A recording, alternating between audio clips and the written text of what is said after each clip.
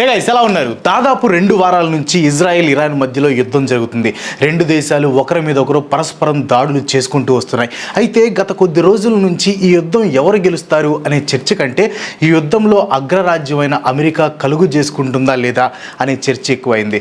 Iran గురించి నాకు ఒక ప్లాన్ ఉంది, నేనేం చేస్తాను ఎవరికి తెలియదు అంటూ ట్రంప్ చేసిన కామెంట్స్ని ఎవరు సీరియస్గా తీసుకోలేదు. అంతెందుకు, ట్రంప్ సీరియస్గా ఇచ్చిన వార్నింగ్స్ని ఇరానే తీసి పడేసింది. అయితే జూన్ 22 తనవి జస్ట్ మాటలు కాదు అని ట్రంప్ నిరూపిస్తూ ఇరాన్ గుండెల మీద కొట్టాడు. సో ఇరాన్కి ఎంతో విలువైన న్యూక్లియర్ సైట్స్ మీద అమెరికా ఎలా అటాక్ చేస్తుంది, ఈ అటాక్తో ఇరాన్కి ఎటువంటి నష్టం కలిగింది, అన్నిటికంటే ముఖ్యంగా అమెరికా ఇన్వాల్వ్ అయిన ఈ యుద్ధం వరల్డ్ వార్ 3కి దారితీస్తుందా?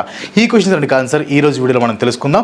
అమెరికా చేసిన ఈ అటాక్ గురించి మాట్లాడుకునే ముందు అమెరికా ఎలా ఈ అటాక్ని అప్రోచ్ అయిందో మనం ఒకసారి తెలుసుకోవాలి. మర్చిపోకుండా వీడియోకి ఒక లైక్ కొట్టండి. అండ్ మీరు మన ఛానల్ని ఫస్ట్ టైం చూస్తున్నా లేకపోతే ఇంకా సబ్స్క్రైబ్ చేసుకోకపోయినా ప్లీజ్ డూ సబ్స్క్రైబ్. మొదట్లో అమెరికా ఆపటానికి చాలా ప్రయత్నం చేసింది. అఫ్ కోర్స్ డైరెక్ట్గా ఇజ్రాయెల్కి సపోర్ట్ చేస్తూ వచ్చిన ఏదో ఒక న్యూక్లియర్ డీల్ చేసుకుని యుద్ధానికి ముగింపు పలకాలని ఇరాన్కి సూచించింది.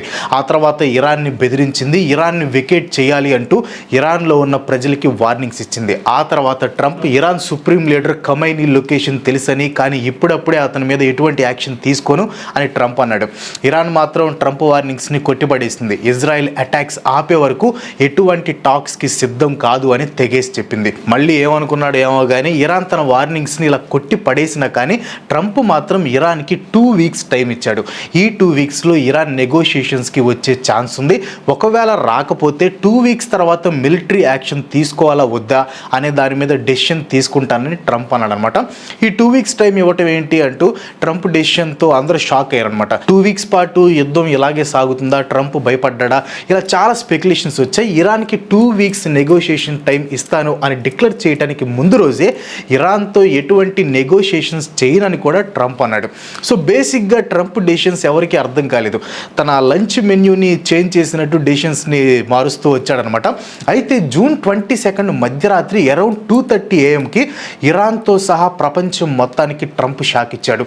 ఇప్పుడప్పుడే అటాక్ చేయడు అనుకుంటున్న టైంలో ఇరాన్ మీద అటాక్ చేశాడు. అటాక్ అంటే నార్మల్ అటాక్ కాదు.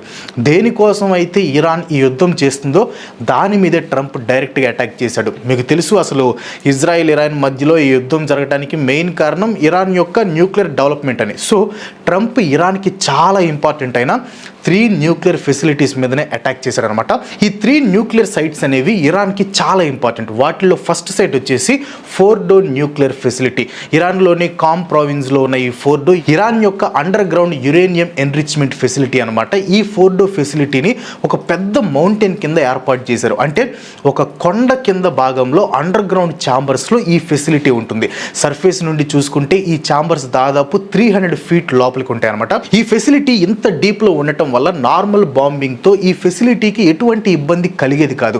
ఈ ఫెసిలిటీని అటాక్ చేయడం ఇజ్రాయెల్కి ఆల్మోస్ట్ ఇంపాసిబుల్ అయిపోయింది. అందుకే అమెరికా తమ B-2 బాంబర్స్తో దీని మీద అటాక్ చేసింది. ఈ B-2 బాంబర్స్ గురించి నేను వీడియోలో ముందు మీకు ఎక్స్ప్లెయిన్ చేస్తాను. ఫోర్డోని టార్గెట్ చేయడానికి కారణం ఇక్కడ హైలీ ఎన్రిచ్డ్ యురేనియం ప్రొడక్షన్ జరుగుతుంది. అండ్ ఇరాన్ న్యూక్లియర్ డెవలప్మెంట్లో ఈ ఫోర్డో ఫెసిలిటీ అనేది క్రౌన్ జ్యువెల్ లాంటిదనమాట. ఇంకా నెక్స్ట్ టార్గెట్ వచ్చేసి నటాంజ్. ఇరాన్లోని ఇస్ఫాహాన్ ప్రావిన్స్లో ఉన్న ఈ న్యూక్లియర్ ఫెసిలిటీ ఇరాన్లోనే లార్జెస్ట్ యురేనియం ఎన్రిచ్మెంట్ ప్లాంట్ అనమాట. ప్లస్ దీంట్లో థౌజండ్స్ ఆఫ్ అడ్వాన్స్డ్ సెంట్రిఫ్యూజెస్ కూడా ఉంటాయి. న్యూక్లియర్ డెవలప్మెంట్ని క్యారీ చేయడానికి ఇరాన్కి ఇది ప్రైమరీ సైట్. ఇంతకుముందు 2010లో దీని మీద సైబర్ అటాక్ కూడా జరిగింది. ఈ నటాంజ్ ఫెసిలిటీని డెస్ట్రాయ్ చేయటం వల్ల యురేనియంని త్వరగా రిఫైన్ చేసే ఎబిలిటీని ఇరాన్ పూర్తిగా కోల్పోయింది. నెక్స్ట్ వచ్చేసి ఇస్ఫాహాన్ న్యూక్లియర్ రీసెర్చ్ ఫెసిలిటీ. ఈ ఫెసిలిటీలో nuclear research reactors and uranium conversion plants ఉంటాయి అనమాట. ఈ ఫెసిలిటీకి న్యూక్లియర్ ఫ్యూయల్ సైకిల్ని సపోర్ట్ చేసే కెపాసిటీ ఉంది. అంటే యురేనియం డెవలప్మెంట్కి సంబంధించిన ఏ స్టేజ్ అయినా ఈ ఫెసిలిటీలో క్యారీ చేయొచ్చు. ఈ 3 ఫెసిలిటీస్ న్యూక్లియర్ వెపన్ డెవలప్మెంట్లో చాలా ఇంపార్టెంట్. సో ఇరాన్ యొక్క న్యూక్లియర్ డెవలప్మెంట్ని పూర్తిగా అడ్డుకోవడం కోసమే ఈ 3 మేజర్ న్యూక్లియర్ ప్లాంట్స్ని టార్గెట్ చేసింది అమెరికా. అమెరికా చేసిన ఈ అటాక్స్ గురించి డొనాల్డ్ ట్రంప్ సోషల్ మీడియాలో పోస్ట్ చేశాడు. సక్సెస్ఫుల్గా ఇరాన్ న్యూక్లియర్ సైట్స్ని డెస్ట్రాయ్ చేసామని చెప్పి ఇంకో మాట అన్నాడు. అదేంటంటే there is not another military in the world that could have done this. Trump ఇంత డబ్బా ఎందుకు కొట్టుకున్నాడంటే దానికి కారణం యుఎస్ దగ్గర ఉన్న B2 బాంబర్స్. ఇరాన్ మీద జరిగిన ఈ అటాక్ తర్వాత ఇప్పుడు ఇవి టాక్ ఆఫ్ ది టౌన్ అయిపోయాయి అనమాట. యుఎస్ దగ్గర ఉన్న ఈ B2 spirit bombers enemy air space లోకి వెళ్ళి ప్రిసైజ్ అటాక్ చేసి తిరిగి రాగలుగుతాయి. అది కూడా వితౌట్ ఎనీ డిటెక్షన్. అంటే ఇవి ఎప్పుడు వచ్చాయో, ఎప్పుడు బాంబ్స్ ని డిప్లాయ్ చేసాయో కనుక్కోవటం చాలా అంటే చాలా కష్టం. వీటి స్టీల్త్ మోడే వీటికి ఉన్న మెయిన్ స్పెషాలిటీ. ఎటువంటి రాడార్ సిస్టమ్ కూడా వీటిని డిటెక్ట్ చేయలేదు. వీటి కాస్ట్ వింటే మైండ్ పోయింది అనమాట. ఒక్కో B2 bomber plane value $1 billion. దీని రేంజ్ వచ్చేసి 11,000 కిలోమీటర్స్. అంటే ఎట్ ఏ స్ట్రెచ్ ఇది 11,000 కిలోమీటర్స్ ట్రావెల్ చేస్తుంది. అండ్ దీని పేలోడ్ వచ్చేసి 18 టన్స్. పేలోడ్ అంటే ప్లేన్ క్యారీ చేయగలిగే ఎమినేషన్ బరువు అనమాట. సో ఇది ఆల్మోస్ట్ 18 టన్స్ బరువు ఉన్న వెపన్స్ని క్యారీ చేస్తుంది. అండ్ ఆ వెపన్ టైప్స్ వచ్చేసి నార్మల్ బాంబ్స్, న్యూక్లియర్ వెపన్స్. అంటే ఇది న్యూక్లియర్ బాంబ్స్ని కూడా డ్రాప్ చేస్తుంది. సో రేపు ఎప్పుడైనా న్యూక్లియర్ వార్ కానీ వస్తే ఇది వచ్చి న్యూక్లియర్ బాంబ్ డ్రాప్ చేసేంత దాకా ఎవరికి తెలియదు. న్యూక్లియర్ వెపన్స్తో పాటు GBU-57AB మ్యాసివ్ ఆర్డినెన్స్ పెనట్రేటర్ని కూడా ఇది క్యారీ చేస్తుంది. అండ్ ఈ GBU-57 MOPస్నే ఇరాన్ మీద డ్రాప్ చేస్తుంది అమెరికా. దీని పనితీరు కూడా నేను ముందు ఎక్స్ప్లెయిన్ చేస్తాను. ఇంక ఈ B2లో 2 క్రూ మెంబర్స్ ఉంటారు. వీటిని నార్థ్రోప్ గ్రూమ్యాన్ అనే global aerospace and defence technology company స్పెషల్గా అమెరికా మిలిటరీ కోసమే తయారు చేసింది. సో ఈ B2 బాంబర్స్ మిస్సోరీలో ఉన్న white man air force base నుంచి బయలుదేరి మధ్యలో కాలిఫోర్నియాలో రీఫ్యూయల్ చేసుకొని ఇరాన్ మీద GBU-57 మ్యాసివ్ ఆర్డినెన్స్ పెనట్రేటర్ని డ్రాప్ చేశాయి. ఈ GBU-57 స్పెషాలిటీ ఏంటంటే అండర్ గ్రౌండ్లో ఉన్న బంకర్స్ని కూడా ఇవి డెస్ట్రాయ్ చేస్తాయి. 200 ఫీట్లో కాంక్రీట్తో కట్టిన వాల్స్ ఉన్నా కూడా ఈ MOPs పెనట్రేట్ చేస్తాయి. 13,600 kgs వెయిట్ ఉండే ఈ GBU-57 ఇరాన్ న్యూక్లియర్ వెపన్స్ డెవలప్మెంట్కి కంచు కోటగా ఉన్న ఫోర్డో ఫెసిలిటీని డెస్ట్రాయ్ చేయడంలో అమెరికాకి బాగా యూజ్ అయ్యాయి అనమాట. సో బంకర్ బ్లాస్టర్గా పిలిచే ఈ GBU-57ని B2 బాంబర్ రిలీజ్ చేస్తుంది. B2 స్టెల్త్ మోడ్లో ఉంటుంది కాబట్టి ఆల్మోస్ట్ 12 కిలోమీటర్స్ హైట్ నుంచి టార్గెట్ మీదకి ఈ GBU-57 బాంబ్స్ని డ్రాప్ చేస్తుంది. ఈ GBU బాంబ్స్లో ఇంజిన్ లాంటివి ఏమీ ఉండవు కాబట్టి జస్ట్ గ్రావిటీ సాయంతో స్పీడ్ని జనరేట్ చేసుకుని టార్గెట్ వైపు వెళ్తుంది. ఇంజిన్ లేకపోయినా GBU-57కి టెయిల్లో ఫిన్స్ ఉంటాయి. ఈ ఫిన్స్ని యూజ్ చేసుకుని శాటిలైట్ గైడెన్స్తో టార్గెట్ని ఎగ్జాక్ట్గా హిట్ చేస్తుంది GBU-57. ఇక్కడ మీకు డౌట్ రావాలి, అండర్ గ్రౌండ్లో ఉన్న టార్గెట్ని ఇది ఎలా హిట్ చేస్తుందని. ఇప్పుడు ఫోర్డో ఫెసిలిటీని తీసుకుందాం.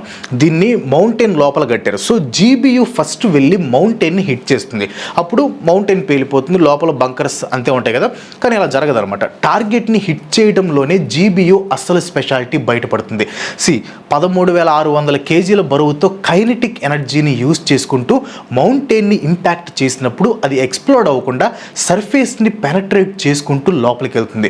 ఆ తర్వాత డిలే ఫ్యూజ్ ద్వారా డిటనేట్ అయి ఎక్స్ప్లోడ్ అవుతుంది. అమెరికా జస్ట్ B2 బాంబర్స్తో GBU-57 MPOస్ని మాత్రమే కాదు, సబ్మెరైన్స్తో టోమాహాక్ మిసైల్స్ని కూడా యూజ్ చేస్తుంది. ఈ టోమాహాక్ మిసైల్స్ని నాంటాంజ్ ఇంకా ఇస్ఫహాన్ మీద డిప్లాయ్ చేసింది. అమెరికా చేసిన ఈ అటాక్ నార్మల్ అటాక్ కాదు. అంటే అటాక్ చేసిన తీరుని చూసినా, ఇరాన్కి ఏర్పడిన నష్టాన్ని కన్సిడర్ చేసినా ఇది గేమ్ చేంజింగ్ అటాక్ అనమాట. ఇరాన్కి జరిగిన నష్టం గురించి చెప్పాలంటే ఇన్ని ఏళ్ళు నుంచి ఇరాన్ న్యూక్లియర్ వెపన్స్ కోసం చేసిన డెవలప్మెంట్ అంతా ఒక్క పూటలో మాయమైపోయింది. ఇరాన్ న్యూక్లియర్ అంబిషన్స్ అన్నీ కూడా ఒక 5 years వెనక్కి వెళ్ళిపోయినట్టే. అయితే నాకు తెలిసి ఇరాన్ ఇప్పుడు ఇంకా ఫాస్ట్గా న్యూక్లియర్ వెపన్స్ని డెవలప్ చేస్తుంది. ఎందుకంటే పోయింది ఫెసిలిటీసే కానీ న్యూక్లియర్ నాలెడ్జ్ కాదు కాబట్టి ఇరాన్ ఇంకా రెచ్చిపోతుంది. మెయిన్ ఫెసిలిటీస్ పోయినా కూడా హిడెన్ యురేనియం సైట్స్ ఇంకా చాలా ఉన్నాయి ఇరాన్ దగ్గర. సో వీటి నుంచి యురేనియంని తీసి వెపన్స్ని డెవలప్ చేసే పనిలో పడుతుంది. ఇంకా ఈ అటాక్ని Israel prime minister Benjamin Netanyahu support చేశారు. Obvious reasons. పీస్ అనేది స్ట్రెంగ్త్ ద్వారా వస్తుందని ఈ రోజు ప్రెసిడెంట్ ట్రంప్ ఇంకా USA స్ట్రెంగ్త్తో యాక్ట్ చేశారంటూ యునైటెడ్ స్టేట్స్ని ట్రంప్ని పొగిడారనమాట. అయితే ఈ అటాక్ తర్వాత రిజల్ట్స్ ఎలా ఉంటాయి అనే దాని మీద అందరూ దృష్టి ఉంది. ఎందుకంటే ఇది మామూలు అటాక్ కాదు. ట్రంప్ ఇజ్రాయెల్కి సపోర్ట్ చేస్తూ వెపన్స్ పంపటం, ఫైనాన్షియల్ సపోర్ట్ ఇవ్వటం వేరు.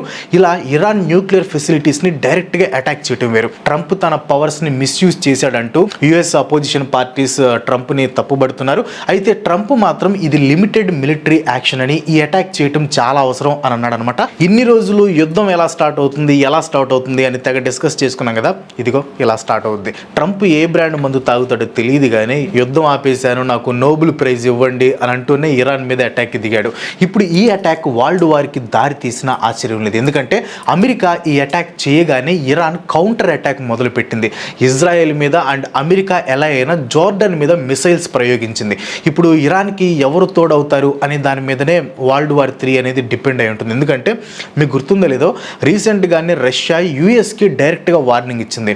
ఇరాన్ మీద కానీ మిలిటరీ అటాక్ చేస్తే అది చాలా పెద్ద మిస్టేక్ అవుతుందని, పరిణామాలు చాలా దారుణంగా ఉంటాయని రష్యా మాస్ వార్నింగ్ ఇచ్చింది.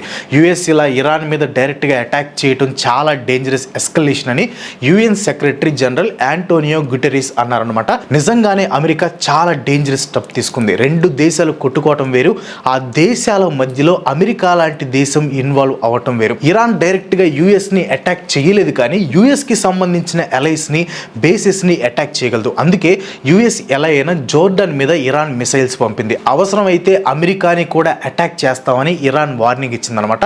జోర్డన్ జస్ట్ స్టార్టింగే. యుఎస్ బేసిస్ ఉన్న ఇరాక్, ఖత్తర్, బహ్రెయిన్ మీద కూడా ఇరాన్ అటాక్స్ చేసే ఛాన్స్ ఉంది. అంతేకాదు ఇరాన్ తన ప్రాక్సీ గ్రూప్స్ అయిన హజ్బుల్లా, హౌతీస్, పిఎంఎఫ్ గ్రూప్స్, సిరియాలో ఉన్న మిలిటెంట్ గ్రూప్స్ని యాక్టివేట్ చేసి ఇజ్రాయెల్తో పాటు యుఎస్ బేసిస్ మీద కూడా అటాక్ చేపించే ఛాన్స్ ఉంది.